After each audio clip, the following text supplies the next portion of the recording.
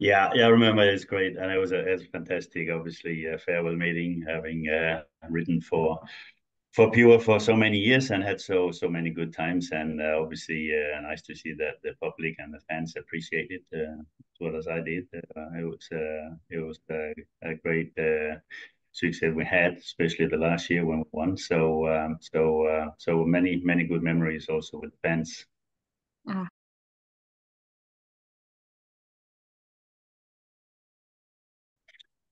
Ah, I've actually last year I visited you and spoke a little bit obviously with the club, different things. Not so much about actually coming back to the club, but then during the winter you called me again and asked me would I be interested to come and work with you. And obviously I've finished my job as a national coach. I've decided when I first started that job that I would only do it for about 5 years. Ended with about 6.5, but still. So I was quite happy I finished that, and I was sort of quite open to do other things in speedway.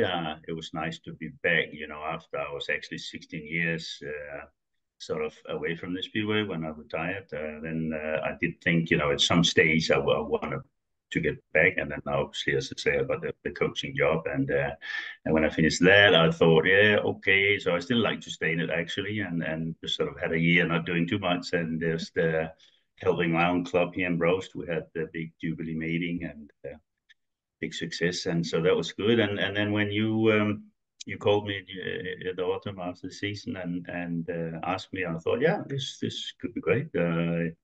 Obviously, the national coach job was good and fun, and but that was a lot of work as far as office work and politics stuff, and not so many meetings you went to, and and a lot of hard work actually, and obviously having a lot of troops and about 30 riders you had to look after.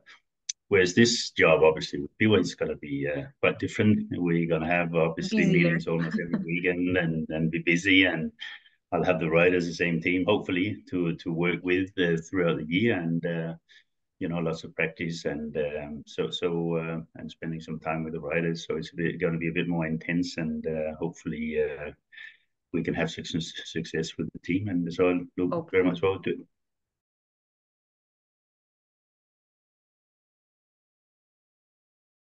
I wonder who said I already agreed with Gdansk. I've never heard about it before. So I Okay. don't know where that came from. The reason I left from Lublin was mainly because that I had just moved back to Denmark. I've been working obviously for English clubs in 18 years up till then, and then I moved back to Denmark and was sort of traveling from Denmark to Poland, and obviously Lublin is a long way away when you have to drive there with the bikes and everything.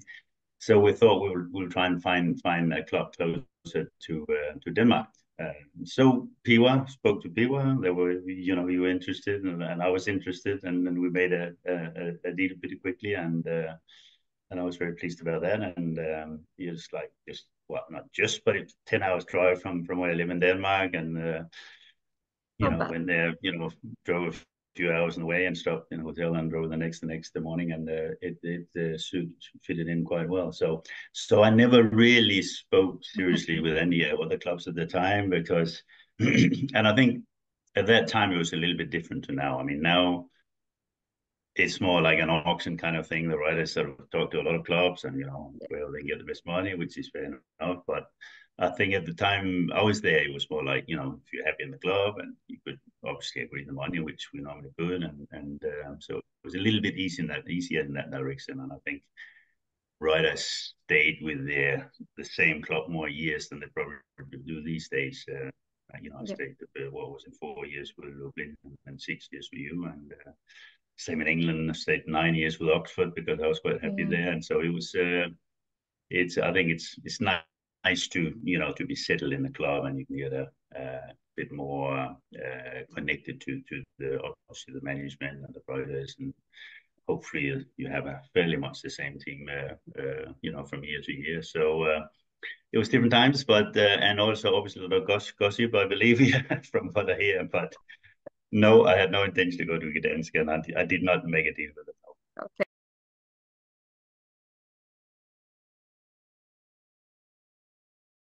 there's a lot of different ways to look at it. Obviously, yes, we would love to have had a lot more good guys on the books, but of course it costs money when you have to pay the writers, even for not writing. So I think the way we've done it, and obviously you've done it, is hopefully we have the team that will be able to ride the whole year, the same riders hopefully. But yes, we do have to have extras if we need to, of course, and we do have a few Warsaw riders on the side we can use. So I think we'll be okay. And then of course the transfer market is open again in March. In May if we need to. So I don't think it's going to be a problem. Of course, we pray that the riders will be safe and in one piece, and they'll all be riding well.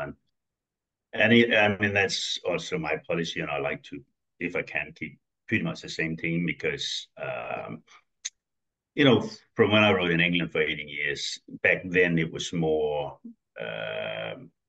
you were more likely to use the same riders, and okay, you might have a rider or two that were not performing as well as they should, but then you kept trying to help them out instead of just chucking them out and get another rider in instead. You tried to work as a team, the team try to help each other, of course, the manager to help them out. And I like that best. So if we can do that, but of course, if a rider falls through and doesn't do well at all for too long, then you have to obviously try and find somebody else. But I like to try and keep the same team if we can for the full season.